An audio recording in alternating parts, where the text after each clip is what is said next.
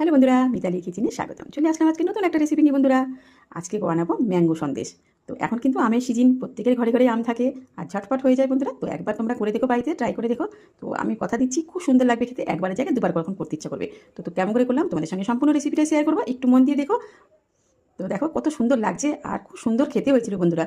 তো চলো তোমাদের দেখিয়ে দিই কেমন করে করলাম। তো প্রথমে কিন্তু আমগুলো আমি ছাড়িয়ে নিয়েছি। এটা আমি নিয়েছি হিমসাগর আম।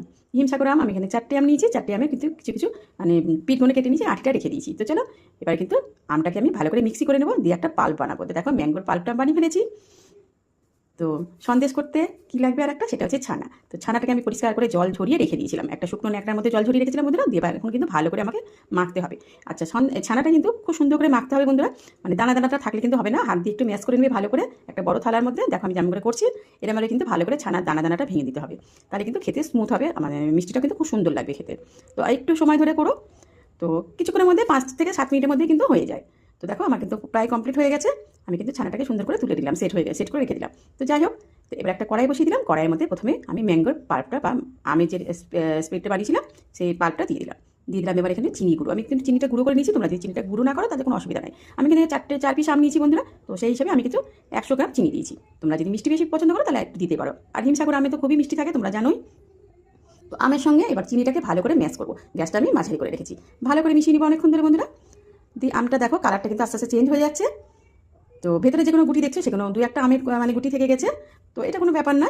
তো এবার আমি এর মধ্যে ছানাটা দিয়ে দিব। ছানাটা দিয়েও কিন্তু ভালো করে নাড়াচাড়া করবো, যাতে মিশে যায় আমের পাল্পের সঙ্গে, ভালো করে মিশে যাবে। গ্যাসটা কিন্তু অবশ্যই একটুখানি মাঝারি করে রাখবে, ফুল করে রেখো না, তাহলে কিন্তু তলাটা ফাট করে ধরে যাবে, তাহলে মিষ্টি স্বাদটা নষ্ট হয়ে যাবে। তো দেখো ভালো করে কিন্তু আমি ছানার সঙ্গে আমটাকে ভালো করে মিশিয়ে নিলাম। এরপরে আমি দিয়ে দেবো এর মধ্যে 100 গ্রাম আমুল দুধ। আমুল দুধের জায়গায় তোমরা যদি খোয়া ক্ষীর দিতে চাও তো খোয়া ক্ষীরটাও দিতে পারো। তো আমুল দুধ দিয়েছিলাম আমি, আমার কাছে খোয়া ক্ষীরটা ছিল না।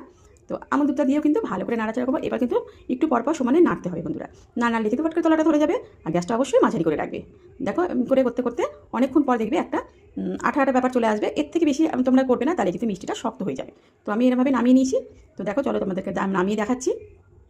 তো কেমন লাগছে রান্নাটা, যদি ভালো লাগে তো প্লিজ একটু সাবস্ক্রাইব করে দিও। দেখো আমি একটা থালার মধ্যে কিন্তু একটু ঘি মাখিয়ে রেখেছি বন্ধুরা। আর বেল বাটনটা অন করতে ভুলো না কিন্তু, বেল বাটনটা অন করে দিলে তোমার কাছে চলে যাবে নতুন নতুন রান্নার রেসিপি। তো দেখো পুরোটা আমি থালার মধ্যে ঢেলে নিলাম ভালো করে।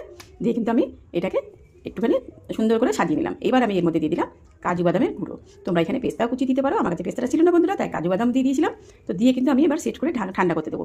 ঠান্ডা হয়ে গেলে তোমরা কিন্তু ফ্রিজে রাখতে পারো। তো ঠান্ডা যখন একটুখানি গরম গরম থাকবে বন্ধুরা, তখনই কিন্তু আমাকে একটুখানি বরফির মতো কেটে নেবে, ঠিক আছে? তো কথা একটু এদিক ওদিক হয়ে আছে, কেউ কিছু মনে করো না। তো দেখো আমি আস্তে আস্তে বরফির মতো কেটে নিচ্ছি। এখন কিন্তু আমার একটু একটু গরম আছে, একটু গরম অবস্থায় কিন্তু কেটে নেবে। ঠান্ডা হয়ে গেলে কিন্তু শক্ত হয়ে যাবে, তখন কিন্তু আর কাটতে মানে ঠিক মতো সেট হবে না তোমাদের।